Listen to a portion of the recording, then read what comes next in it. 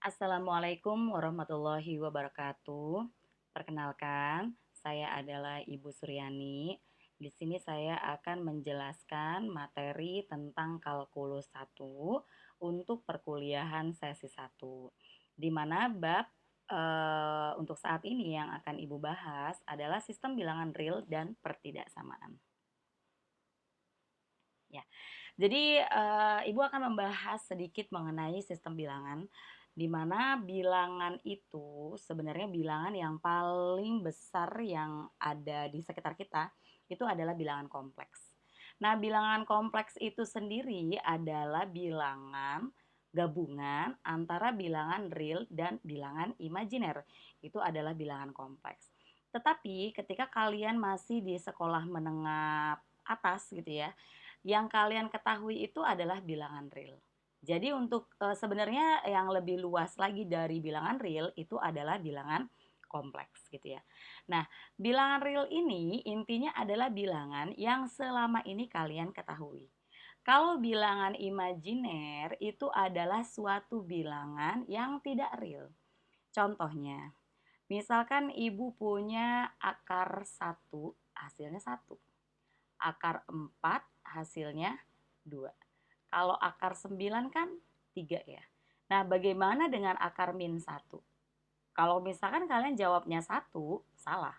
Karena yang hasilnya 1 kalau nilai dari akar 1. Jadi akar min 1 nilainya berapa, Bu? Imajiner. Akar minus 4, ya 2i. Akar minus 3, berarti akar 3i, dan seterusnya. Nah, ini adalah bentuk-bentuk dari bilangan imajiner. Nah, dalam kalkulus 1 yang akan kita bahas dari pertemuan 1 sampai pertemuan 14, itu adalah bilangan real. Jadi kalau nanti kita ada fungsi atau bilangan yang bentuknya itu seperti ini, seperti imajiner, maka kita definisikan bahwa si nilai itu tidak terdefinisi karena ruang lingkup kita di kalkulus 1 hanya pada bilangan real saja. Gitu. Nah, bilangan real itu sendiri dibagi menjadi dua. Ada bilangan rasional, ada bilangan irasional. Nah, bilangan rasional ini adalah bilangan yang dapat dinyatakan dalam bentuk A per B, di mana AB-nya itu adalah bilangan bulat gitu ya. Nah, sedangkan bilangan irasional, bilangan selain bilangan rasional. Ya. Jadi tadi bilangan rasional itu Ibu definisikan adalah bilangan yang dapat dinyatakan dalam bentuk A per B. Itu adalah bilangan rasional. Selain itu, bilangan rasional itu juga bisa didefinisikan sebagai bilangan desimal berhingga.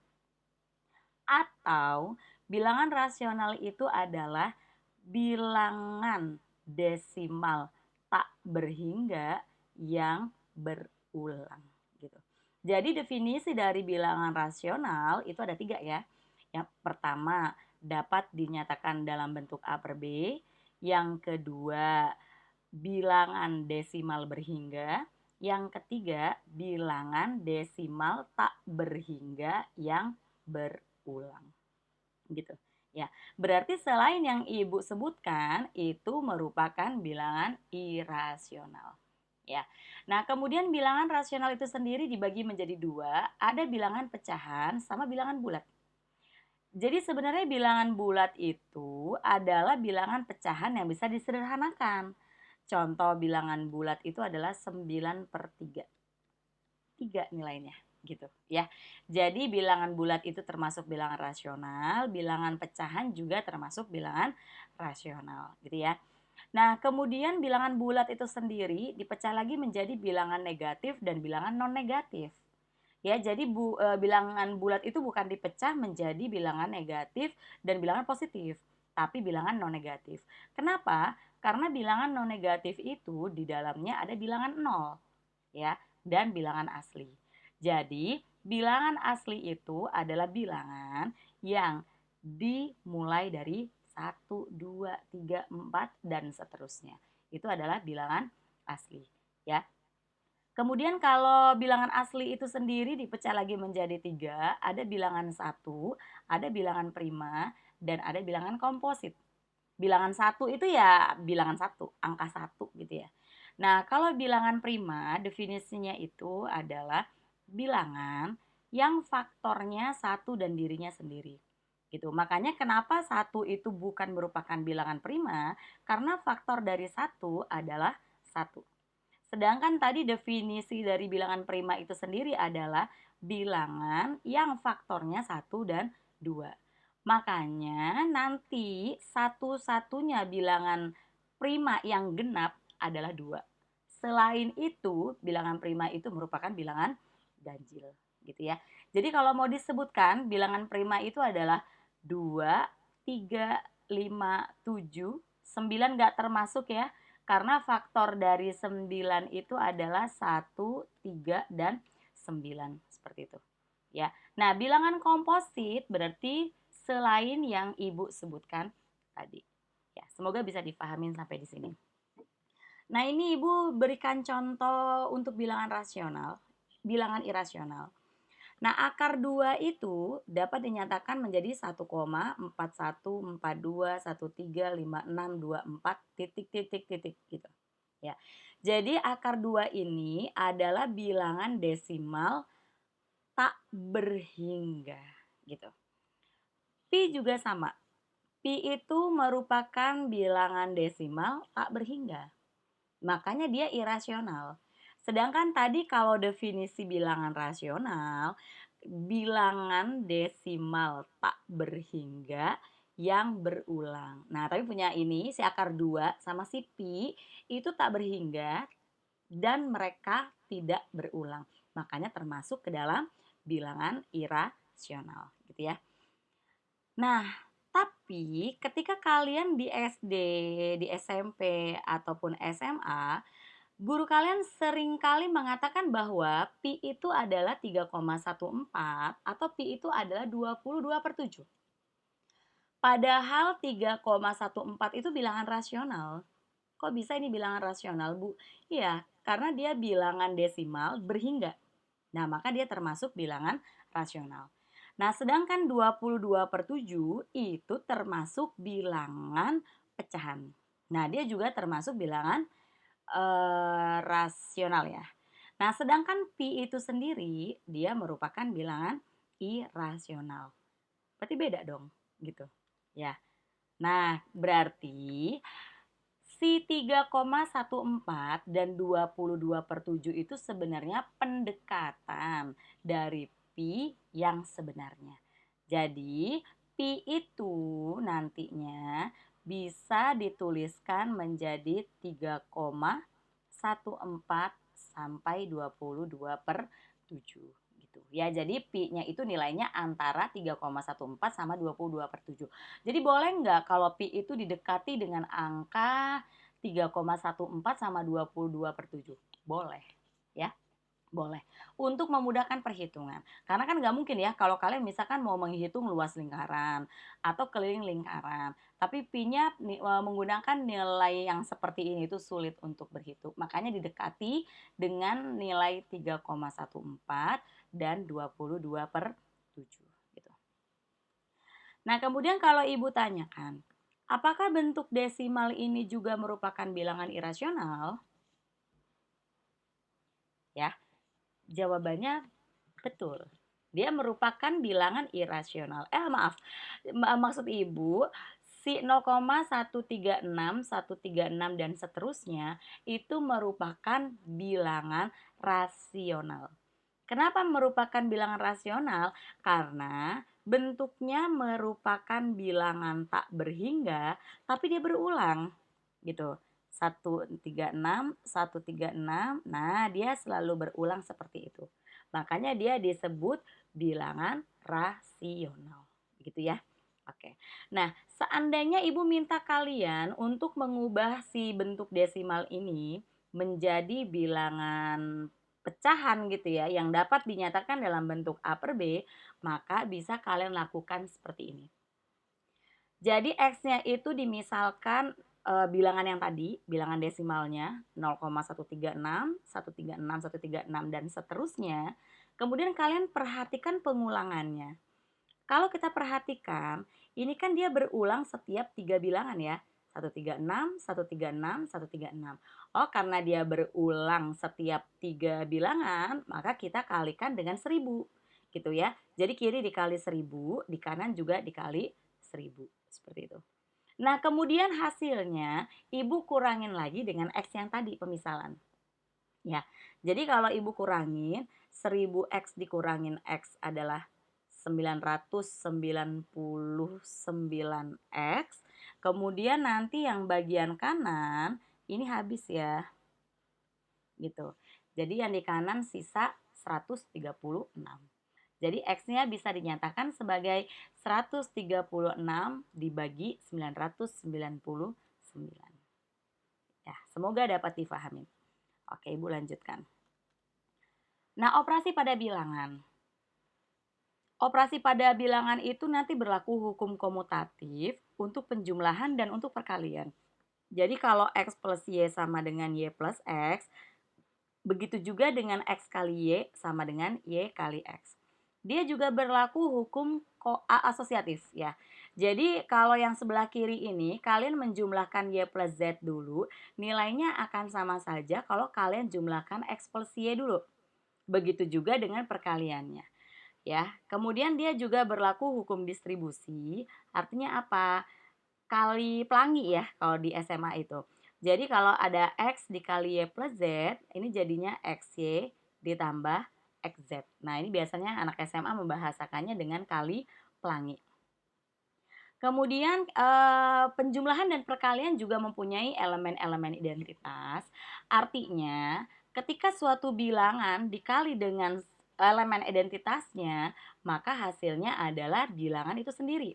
Jadi kalau X dikali 1 hasilnya 1, kalau X ditambah 0 hasilnya X, begitu ya. Kemudian mereka juga punya inverse atau kebalikannya.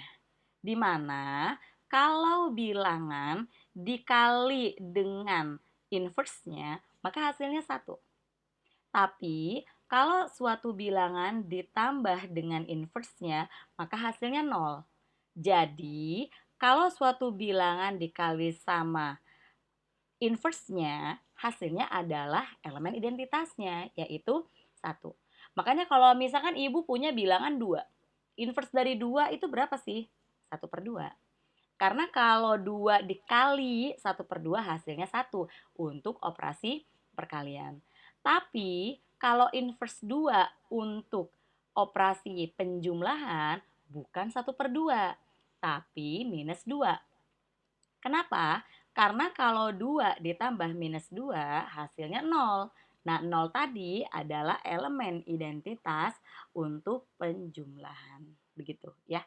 Nah, ini adalah operasi pada bilangan yang akan kita gunakan terus nanti ya. Oke. Pertidaksamaan.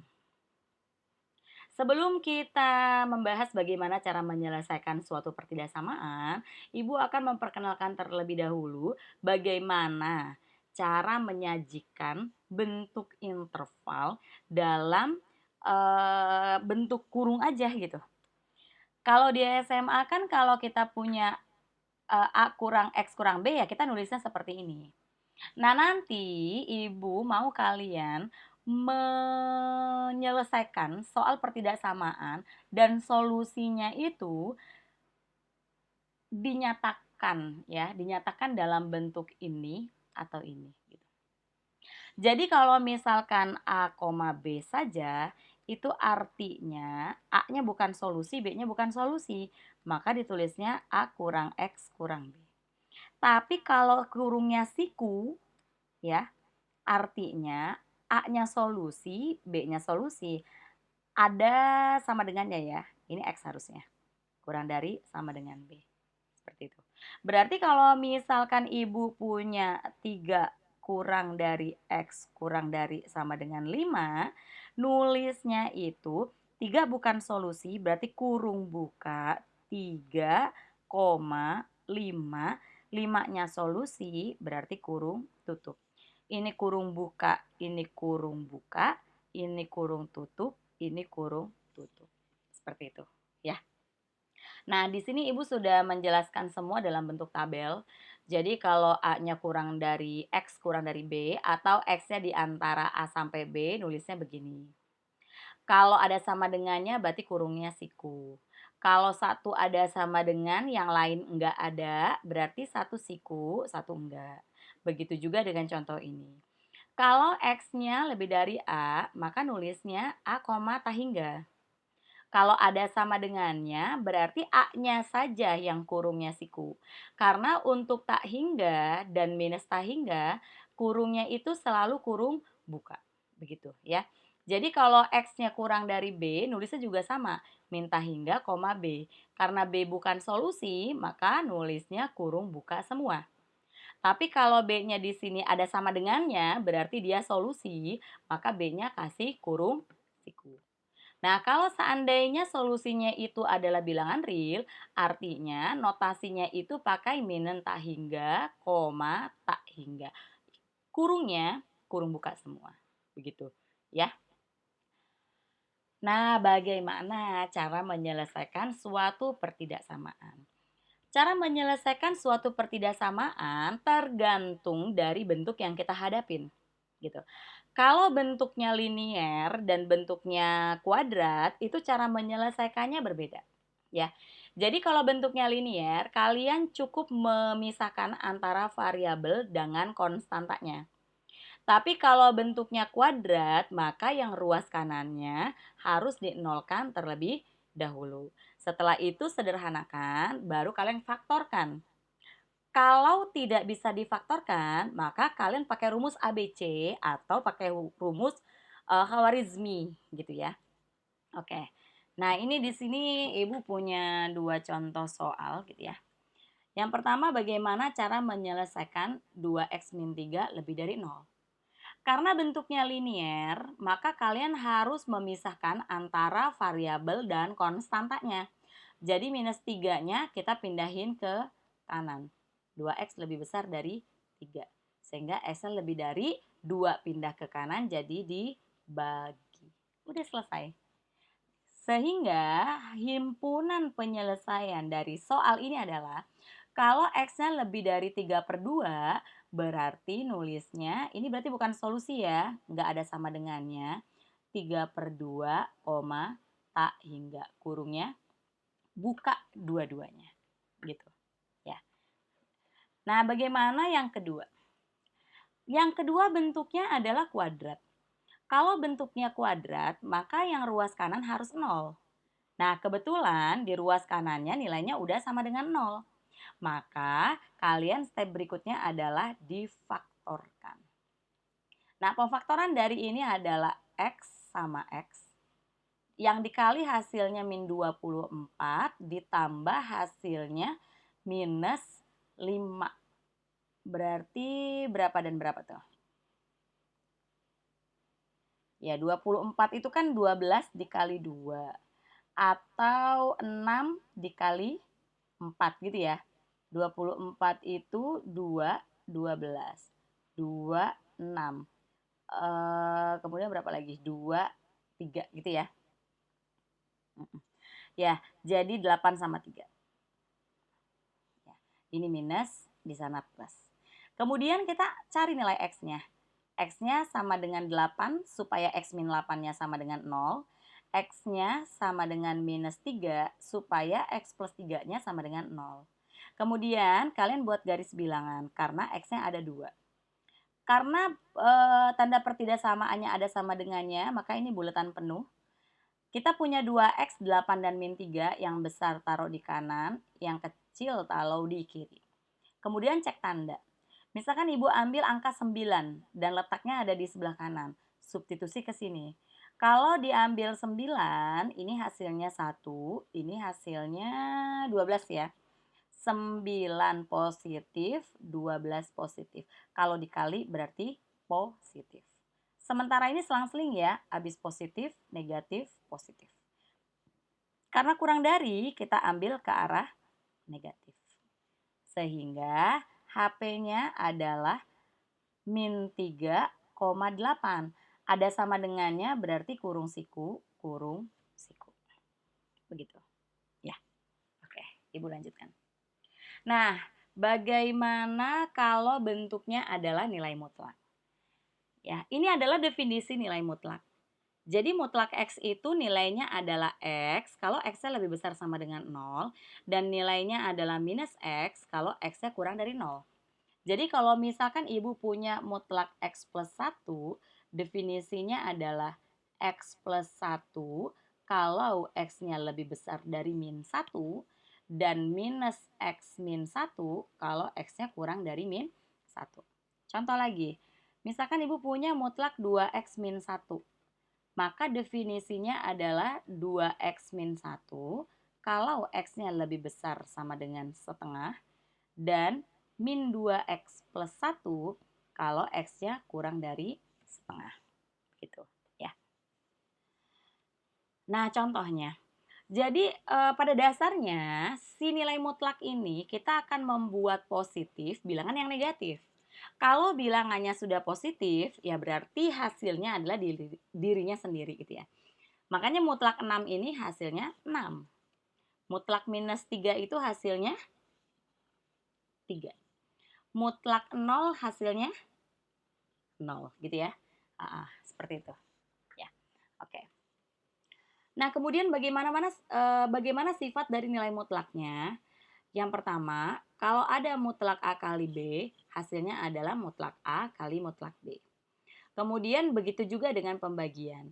Tapi kalau ditambahin mutlak A plus B itu nilainya kurang dari sama dengan mutlak A ditambah mutlak B. Begitu juga dengan mutlak A min B. Nah, ini dikasih mutlak lagi di luarnya karena ingat nilai mutlak itu nilainya positif. Sedangkan mutlak A dikurangin mutlak B belum tentu bernilai positif. Makanya dikasih mutlak lagi di bagian luarnya gitu ya. Nah, bagaimana untuk pertidaksamaan nilai mutlak? Ya. Jadi untuk pertidaksamaan nilai mutlak itu lagi-lagi tergantung lagi bentuknya. Tergantung dari bentuknya gitu ya. Kalau mutlak X kurang dari A, maka definisinya itu adalah, jadi cara membukanya, kalau dia kurang dari min A kurang X kurang A, asalkan A-nya positif gitu ya. Kalau misalkan mutlak X-nya lebih dari A, maka cara membukanya itu X-nya kurang dari min A atau X-nya lebih besar dari A ya. Jadi perhatikan cara membukanya ya. Contohnya. Nah, di sini Ibu punya 4 contoh ya. Oke, rumusnya seperti itu. Yang pertama, mutlak X min 4 kurang dari 2. Ini termasuk kasus khusus nih. Kalau kurang dari, tadi kita cara membukanya itu adalah min 2 kurang dari X min 4 kurang dari 2. Kemudian gimana caranya supaya yang di tengah ini jadi X saja? Makanya nanti kanan kiri kita tambahin 4. Ya, tambah 4. Min 2 tambah 4, 2. X min 4 tambah 4X. 2 tambah 4, 6. Udah selesai. Ya, jadi HP-nya itu 2 bukan solusi, 6 juga bukan solusi, berarti kurung buka 2,6. Kurung buka. Gitu ya. Karena dua-duanya bukan solusi. Jadi solusinya di antara 2 sampai 6 saja. Nah, kemudian yang kedua, ini definisinya untuk yang lebih dari. Nah, kalau yang lebih dari, cara membukanya 3X min 5 kurang dari sama dengan min 1 atau 3X min 5 lebih besar sama dengan 1. Nah, baru kita selesaikan. Kebetulan ini pertidaksamaan linier ya.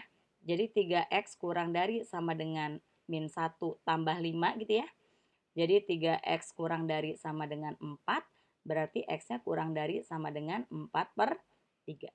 Hal yang sama kalian lakukan di sini, 1 ditambah 5, jadi 3X-nya lebih dari ya, sama dengan 6, X-nya lebih besar sama dengan 2.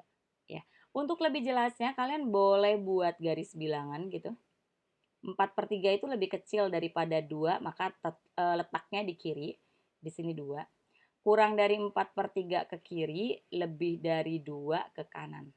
Karena penghubungnya atau, maka digabung. Nah, begitu. Sehingga HP-nya adalah 4/3 ke kiri ya. Berarti dari minta hingga koma 4/3. Karena ini ada sama dengannya berarti kurung tutup. Atau union gitu ya. Duanya adalah solusi berarti 2 koma ke kanannya tak hingga kurung buka. Gitu. Oke. Ibu lanjutkan. Kemudian yang nomor 3. Kebetulan yang nomor 3 itu yang kirinya ada mutlaknya, yang kanan juga ada mutlaknya. Jadi lebih mudah kalau kalian kuadratkan kanan kiri gitu. Jadi ini tinggal dikuadratkan saja. 3x plus 1 dikuadratin, 2x min 6 dikuadratin gitu. Nah, kuadrat dari 3x plus 1 itu adalah 9x kuadrat plus 6x plus 1. 2 dikuadratin 4. X min 6 dikuadratin itu adalah x kuadrat min 12x plus 36. Nah, kemudian ini kita tulis ulang saja. Si 4-nya kita kalikan ke dalam kurung. 4x kuadrat min 48x plus 144 ya. Kemudian kita pindahin semua ke kiri. 9x kuadrat plus 6x plus 1. Ini berarti pindah ruas yang plus jadi min. Yang min jadi plus gitu ya. Ditambah 48x dikurang 144 gitu. Kemudian yang sejenis kita tambahkan kurangin. 9x kuadrat dikurangin 4x kuadrat itu 5x kuadrat. 6x ditambah 48 itu 54 ya. 1 dikurangin 143 itu minus 143. Kemudian faktorkan. Gitu. Nah, hasil pemfaktorannya ini nanti kalau masih ada yang belum paham silahkan diskusikan di WhatsApp grup ya. Jadi 5x dan x 143 itu 13 sama 11 ya. 13 11 13 11 plus min. Nah, gitu hasilnya. Ya, jadi kita punya X-nya itu 11/5 dan X-nya itu minus 13. Buat garis bilangan kalau ada dua nilai X gitu. Min 13 sama 11/5. Misalkan Ibu ambil nilainya 3 gitu ya. Substitusi ke sini. 15 kurangin 11 positif. 3 tambah 13 positif. Positif dikali positif hasilnya positif. Negatif, positif. Karena kurang dari, maka kita ambil yang ke arah negatif. Gitu. Sehingga HP-nya itu adalah, ini kan tidak ada sama dengannya ya. Berarti kurung buka min 13,11/5. Gitu. Oke. Ya, Ibu lanjutkan. Kemudian untuk yang nomor 4, mutlak 2x min 1 kurang dari x plus 2. Kalau kalian nanya boleh nggak sih Bu ini dikuadratin kanan kiri? Jawabannya enggak. Karena kalian boleh mengkuadratkan kanan kiri kalau sama-sama positif atau sama-sama negatif. Tapi kalau ini mutlak kan nilainya udah pasti positif. Tapi si x plus 2-nya belum tentu positif. Makanya ini kalian menyelesaikannya harus menggunakan definisi nilai mutlak. Ya. Jadi definisi dari mutlak 2x plus 1 itu tadi adalah 2x min 1 kalau x-nya lebih besar sama dengan setengah. Kemudian hasilnya min 2x plus 1 kalau x-nya kurang dari setengah. Maka nanti dipecah menjadi dua kasus. Untuk x-nya lebih besar sama dengan setengah dan x-nya kurang dari setengah. Kalau x-nya lebih besar sama dengan setengah, maka mutlak 2x min 1-nya kita ubah menjadi 2x min 1. Yang sebelah kanan kita biarkan ya. Kemudian yang ada X-nya kita pindahin ke kiri, yang enggak ada kita pindahin ke kanan. Kemudian kita kerjakan. X kurang dari 3. gitu ya. Nah, hasilnya kalian iris antara syarat dengan yang X kurang dari 3 gitu. Ya, kita iris. Jadi kita punya setengah dan 3. Lebih dari setengah kurang dari 3. Nah, ini adalah hasilnya. Gitu. Dah, kemudian yang kedua, untuk kasus X kurang dari setengah, maka nanti mutlak 2X min satunya kalian ubah menjadi min 2X plus 1. Tapi untuk bagian kanan, ini jangan diubah gitu ya. Jadi yang ada X-nya kita pindahin ke kiri, yang nggak ada kita pindahin ke kanan. Min 2X dikurang X itu min 3X, 2 dikurangin 1, 1. Hati-hati ya, karena ini min 3 kali X, jadi kalau min 3-nya pindah ruas ke kanan, tandanya berubah. Jadi minus 1/3 gitu. Nah, kemudian kita buat garis bilangan lagi, min 1/3 dan 1/2. Kurang dari, jadi ini kita iris lagi ya. Nah, kita irisan. Jadi kurang dari 1/2 ke kiri, lebih dari min 1/3 ke kanan. Gitu. Nah, ini adalah solusinya.